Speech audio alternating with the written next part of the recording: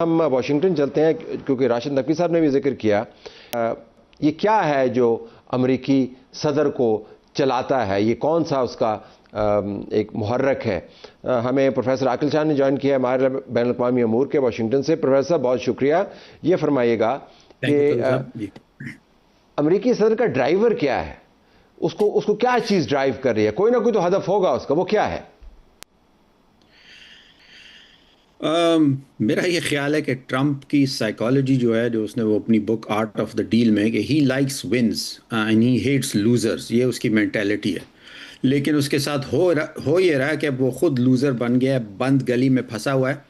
तो लोग, कंफ्यूजन भी यहाँ यही है कि ये एक तरफ कहता है मैं नेगोशिएट करूंगा, दूसरी तरफ इसने ब्लॉकेट किया हुआ है। तो there is a lot of confusion. जो राशिद साहब ने बात की, ना कोई स्टेट डिपार्टमेंट का इनपुट लेता है, ना अपनी एडवाइजर्स की सुनता है, वो शुतरे बेमुहार की तरह फ़ोन पे लगा होता है। और अब मैं आपको एक हैरान कौन स्टेटिस्टिक बताऊं। कल मैंने पोल देखा है, गालबन रॉयटर्स का, जिसमें 51% अमरीकी जो हैं वो परेशान हैं कि हमारे सदर की जो दिमागी तवाज़ुन है वो कुछ ख़राब हो रहा है।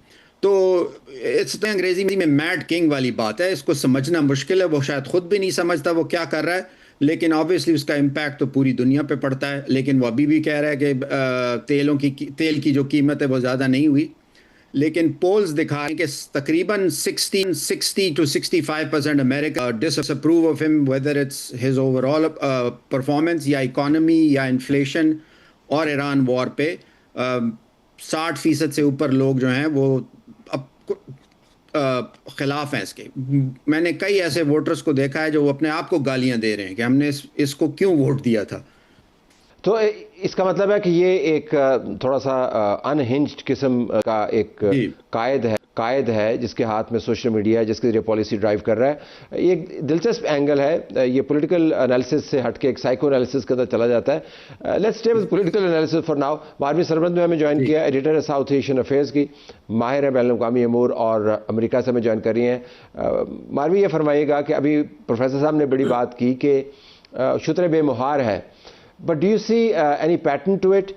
क्योंकि बहुत सारे लोगों का ख्याल है कि ये इतनी कॉस्ट पे कर रहा है और एक इतनी बड़ी जमात इसके सदारती अमूर से जुड़ी हुई है, उनका मुस्तकबिल, तो ऐसे तो नहीं कर रहा होगा। तो आपकी असेसमेंट क्या है कि इसका ड्राइवर क्या है। ट्रम्प के जहन को समझना एक साइड पे तो बहुत प्रिडिक्टेबल है, दूसरी साइड पे बहुत मुश्किल भी है इनको समझना, क्योंकि एक वक्त में मुख्तलिफ चीज़ें चल रही होती हैं इनके दिमाग में। तो आपको नहीं पता कि ये किस एंगल को लेकर कोई फैसला करे। मगर तालिब साहब, एक बात यह कि डोमेस्टिक पॉलिटिक्स को मेरा ख्याल है कि इस वक्त इनके जहन में डोमेस्टिक पॉलिटिक्स है सबसे ज़्यादा। ट्रम्प के ऊपर ये तो प्रेशर नहीं है कोई कि वो इलेक्शन जो है वो अगला जीतेंगे, क्योंकि अगला इलेक्शन तो नवंबर में जो मिड टर्म है वही आ रहा है। और यहाँ पे बाज लोग कह रहे हैं कि Trump is actively trying to fail in this election.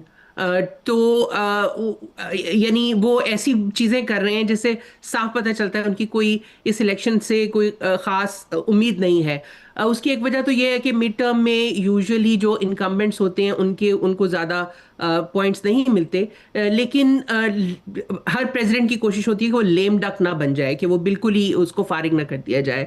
इस वक्त ट्रम्प की जो लोग समझते हैं, जो इस वक्त यहाँ की डोमेस्टिक पॉलिटिक्स के अंदर जो लोग उन पर कमेंट कर रहे हैं, उनमें से बहुत से लोगों का ख्याल है कि ट्रम्प जो है, क्योंकि इस वक्त सक्सेशन वॉर जो है वो इस वक्त अपनी पीक पे पहुंच चुकी है। एक साइड पे जेडी वेंस जो है वो अपने आप को नेक्स्ट प्रेसिडेंशियल कंटेस्ट के लिए आगे लेकर आ रहे हैं, दूसरी साइड पे मार्को रूबियो और इनके दरमियान में रेस चल रही है, तीसरी साइड पे दूसरे जो कैरेक्टर्स हैं जो कि आउटसाइडर्स पॉलिटिक्स में समझे जाते हैं, जिसमें ये जो आपके टकर है वो हैं, और जो एमटीजी है उनके भी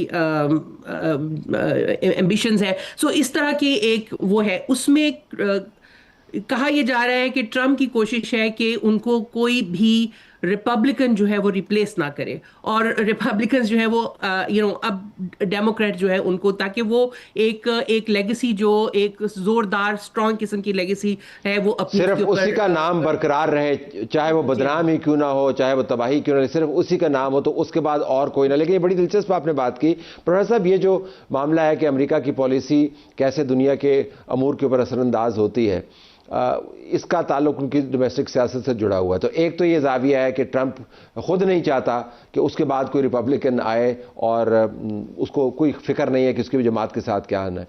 दूसरा ये कि रिपब्लिकन खुद चाहते हैं कि ये फेल हो जाए, ताकि जब फेल हो जाए तो इससे हमारी जान छुट जाए।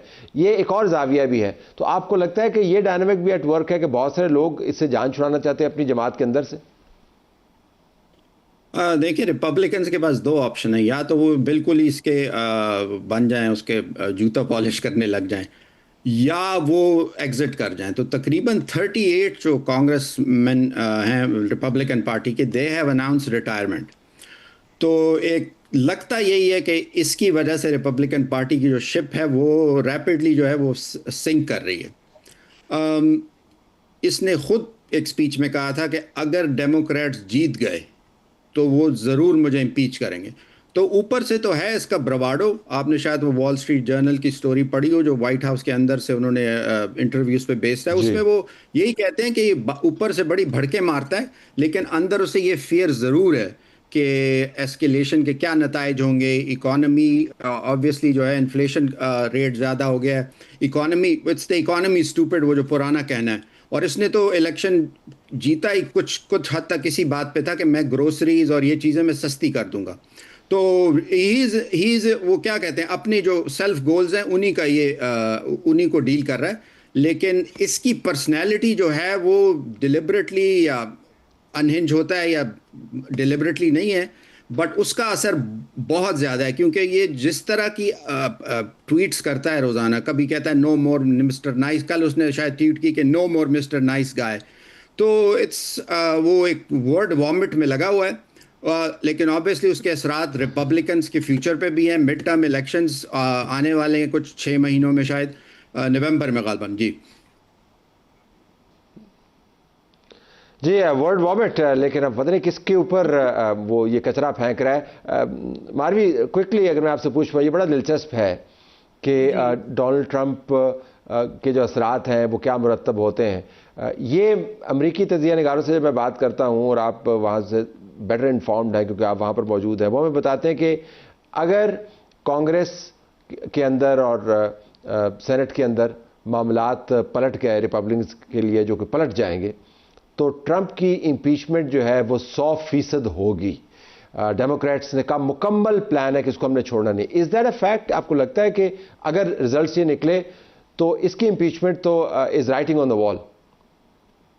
जी, ज़रूर कोशिश तो ज़रूर होगी, क्योंकि उसका बहुत ज़बरदस्त पुश है यहाँ पे। लेकिन तलत साहब, डेमोक्रेट्स भी बहुत सारे जो उनका नंबर बढ़ता जा रहा है जो बहुत एम्बिवेलेंट हैं। जब ये इन गवर्नमेंट शटडाउन की बात होती है तो वो गवर्नमेंट शटडाउन को बचाने के लिए ट्रंप एडमिनिस्ट्रेशन का हिस्टोरिकली उन्होंने साथ दिया। अभी आपको ये जो वर्जीनिया में इलेक्शन जो परसों हुए, जो जेरीमैंडरिंग के खिलाफ एक रेफरेंडम टाइप आप समझ लें वो हुए थे, उसमें डेमोक्रेट्स ने कैंपेन की थी यस वोट की, के डिस्ट्रिक्ट्स जो हैं वो बनाई जाएं, जो जेरीमैंडरिंग के खिलाफ जो उनका पुश था।